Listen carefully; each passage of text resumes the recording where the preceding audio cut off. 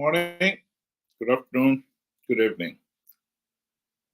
I've got a linked audio of somebody talking about Weekno Chivhayo and the problems he has caused in ZANU PF and how the people are missing the point. Weekno is not the problem, it is a system. I think this gentleman is putting this problem clearly. One of the weaknesses that has made our political system dysfunctional is that we have failed to understand the big issue. We have been easily distracted by the side issues or the superficial and lost sight of what really matters. And this has been a weakness that has happened again and again ever since our independence 44 years ago. And which, in my view, has contributed greatly to making Zimbabwe a failed state. I'd like you to just listen to the audio and then we'll discuss it.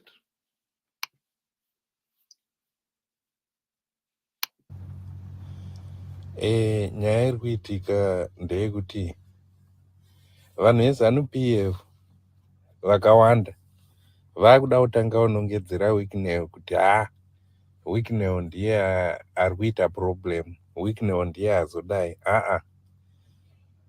Toda kudhila nesosi yeproblem. Weekno haasiri iye munhu watiri kuda kudirectwa as a problem muZimbabwe. Because Weekno kana akaenda kutenda board kuye, kana kuti akanodivheta maprojects oita ake, kana kuti akanotenga majaji opuhwa mari iye, iproblemu yaWeekno here kana kuti iproblemu yesystem. Saka apa hatidi kunongedzera. I don't know Weekno. He's not even my friend and I don't need anything from him. Handitombodi zvese zviya kana kuti ndingati Weekno ndatofunga kumufonera kana kuti chii, but yes, panyaya iyi, yes, anogona kunge ari involved pakuba mari. Zvangofanana nemufana wekwaMutsvango akasungwa. Uri kuona vanhu veZANU vanotiona semadinga chaiwo chaiwo. Apa vakuda kudivheta nyaya vachiita kunge Weekno ari kusvibisa zita rapresident. Kuti ari kusvibisa zita rapresident azodai. President havazvizivi kuti Weekno ari kuba. Ndoda kuti ndikuudzei chinhu one. Unoziva here kuti mota dzisati dzatanga kupuhwa vanhu, Weekno akabhadhara is part of vanhu vakadestroya Triple C achipa maleaders aya ari greedy kuTriple C mari. Pamaleaders iwayo ese akapuhwa mari, ndoda kuti muvatarise muone kuti ari kukomenda achikriticize nyaya iri kuitwa naWeekno ndiani. Havakwanisi kudaro because vakabhadharwa, ndiye akavabhadhara kuti vatengwe kuti vakwanise kuisa ana Tshabango and stuff like that. Ivo ana Tshabango vese vaipuhwa mari vaya ende ningirikini. Saka hapana anokwanisa vese vamunotoziva, vese vamuri kutoita vari suspected kuti vari involved panyaya yekudestroya party revolution ndivava. Saka ndoda kuudza vanhu veZANU kuti problem haisi yaWeekno. Toda kutaurirana chokwadi because muZimbabwe tajairira kubhabhadzirana. Problem haisi yaWeekno. Weekno haasiri iye ari kudestroya nyika. Ndakambodaro pamwana waMutsvango, mupana waya nevhu. Ndakati mupana waya haana kana mhosva uya. Mupana waya haasiri iye akauraya nyika. Mupana waya haasiri iye akauya necorruption, akazvarwa nezuro we. Corruption yeZANU haina kutanga nhasi. Yakatanga kudhara vachiita zveusiku, vachiba usiku vanhu vasingazvizivi. Eno vakuita masikati vanhu vakatarisa.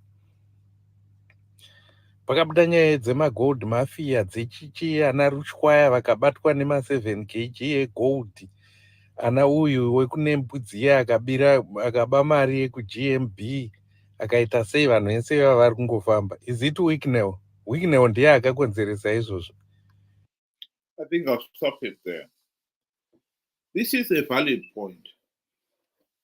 The problem we tend to have in Zimbabwe is to have this kind of tunnel vision where we see a problem and we are so engrossed and focused on it, we do not see the related issues. And sometimes in our short-sightedness, the small issue becomes a big issue. We make a mountain out of a molehill. And meanwhile, the real problem goes unnoticed. In 2017, when there was the military coup, people were so focused on getting rid of Mugabe, they even welcomed Mnangagwa and his coup plotters. As much as people, and myself included, wanted Mugabe to go, people should have also realized that Mugabe was only the face of the dictatorship. He wasn't the dictatorship itself. For the country to change direction, we needed to get rid of the dictatorship and not just the dictator. But in the end, we were so focused on the dictator, we lost sight that it's more than the individual, the dictator. It's the system. And so we changed Mugabe and a few around him, or rather the army changed, Mnangagwa and company changed those, only to replace the dictator with another dictator. And at the end of the day, we're back to where we started, with a dysfunctional, corrupt, and incompetent ZANU-PF dictatorship in power. Our problems did not go away. Indeed, we compounded them because the head of steam that the nation had built up, right up to the coup, was dissipated. People were talking of, oh, let's give Mnangagwa a chance, and therefore then they were willing to give him another blank check. And they did. Whereas what people should have done is kept their eyes on the ball. Realize that the problem in Zimbabwe is not the dictator per se, but rather the dictatorship, the system. And you do not change the system by just shuffling the cards or removing one or two, the dictator and one or two around him. And that's why I say that we should have kept our eyes fixed on the challenge before us, the dictatorship. We didn't. The young man here is saying Chivhayo is not the problem. Yes, Chivhayo has been involved in some of the outrageous looting. The other day, there was an article where it was shown that he sold a saver to SEC for the price of 1.2 million US dollars. And yet the saver is available on Amazon for $6,000. 6,000 US dollars. So he asked, or rather he was paid 200 times. 200 times the price he paid for the server. With that level of corruption, one can start to understand why the young man had so much wealth. Fleet of Porsche cars, and really had nothing to do with this money spent buying 400 pairs of shoes. And in the recent months, he was in the habit of buying cars for whoever he saw elected. And we're not talking of ordinary cars, we're talking of really Porsche cars, 250,000 US dollars plus.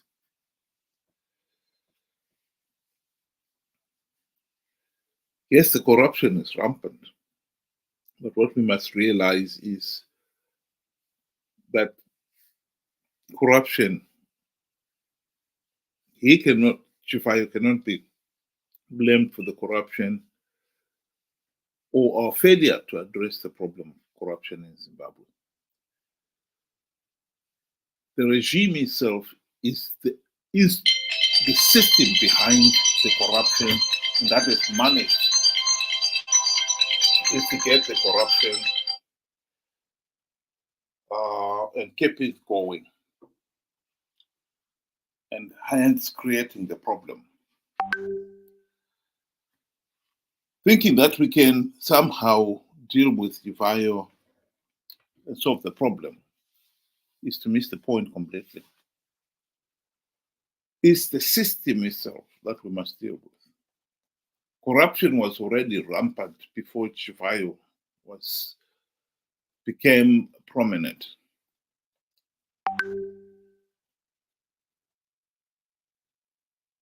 Those ZANU-PF supporters have been blaming Chivhayo for destroying, as the young man was saying that audio, for blackening the president's name.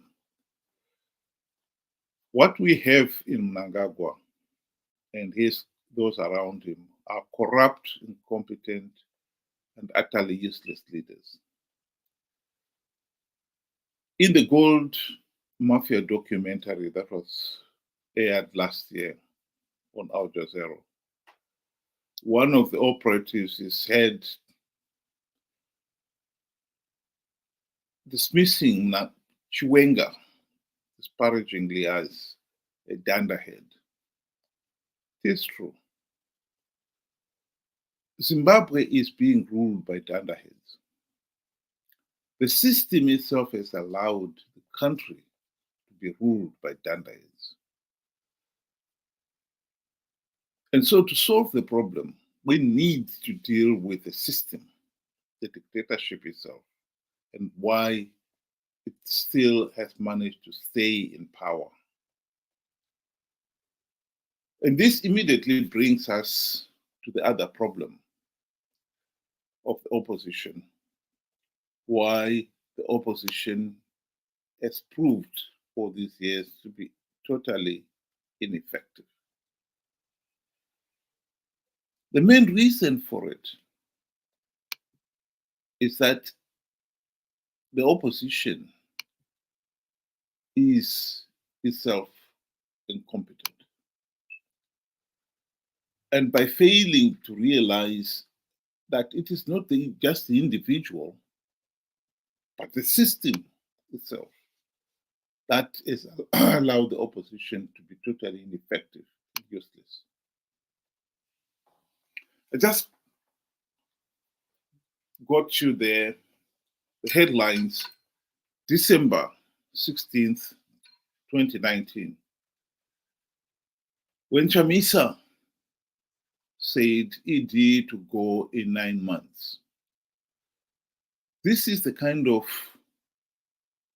claims that we have heard from the opposition. Endless and yet meaningless claims.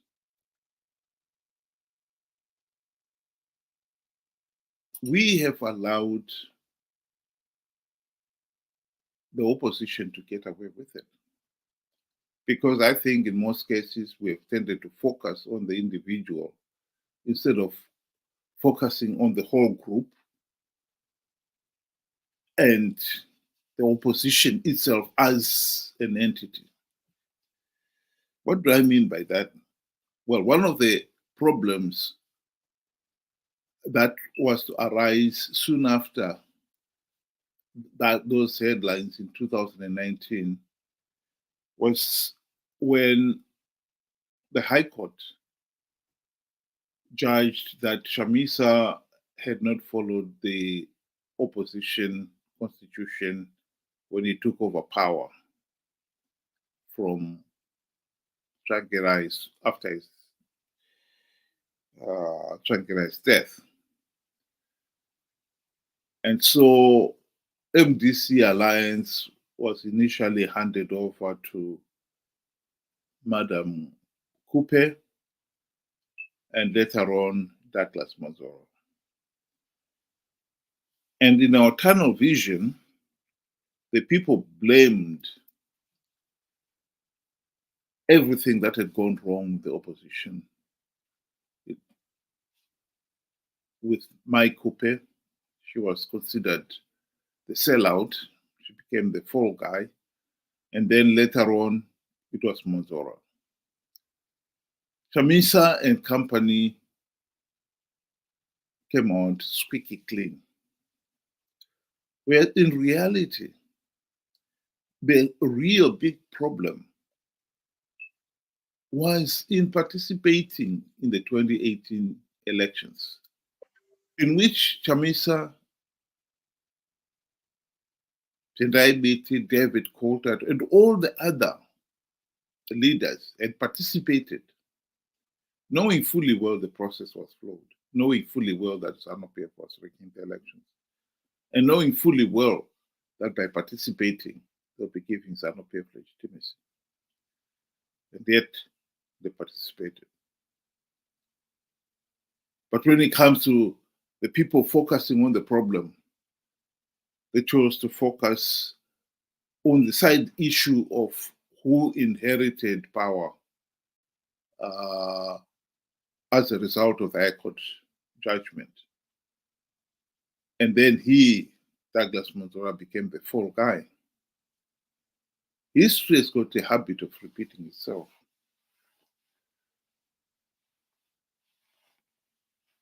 Last year, those elections were flawed. Everybody said we should not be participating in those flawed elections. But Chamisa was hell-bent on participating. He was even prepared to lie. He came out lying that Triple C was going to win big because he had plugged all the vote-rigging loopholes, when in reality, of course, he was lying.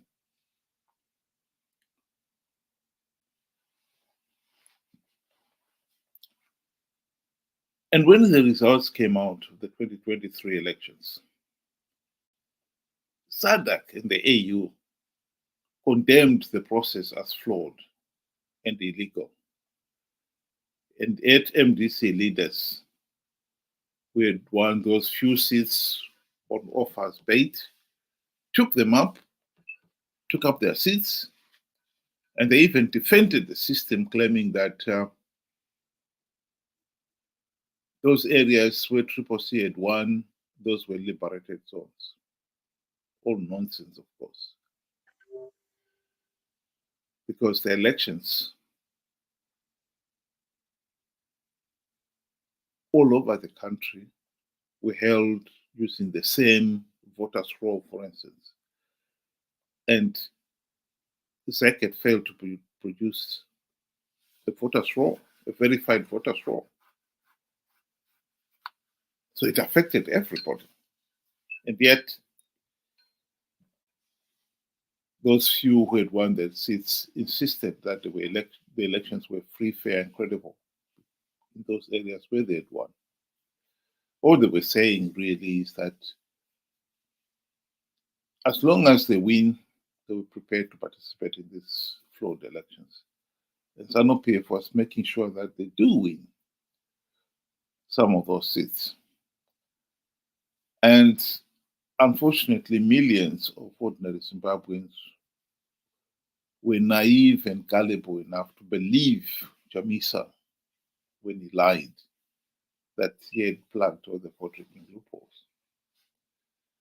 So again, the problem here is that we were focusing on the individual and lost sight of the problem. When Tshabango recalled the ZANU-PF, the CCC elected leaders, all hostility switched from Chamisa asking him why he had lied to the people that CCC was going to win the elections, to Tshabango for recalling those CCC leaders. I think Mnangagwa has exploited that weakness, because a few weeks ago he invited Tshabango to a state banquet at State House. And needless to say, that vexed many Zimbabweans out there to no end. Why he had been invited. And I think Mnangagwa invited him knowing fully well that many people would be vexed by it. But that only helped in the cleaning up of Chamisa. Chamisa is now squeaky clean. The man who had conned the people to believe CCC was going to win and entice them to participate, to give ZANU-PF legitimacy, and thus perpetuate the people's own suffering. Here now he is squeaky clean. He did absolutely nothing wrong. And so now he is gearing to participate in 2028 with no reforms implemented, and he will make almost certainly another claim that his party will win the elections. Hashtag God is in it.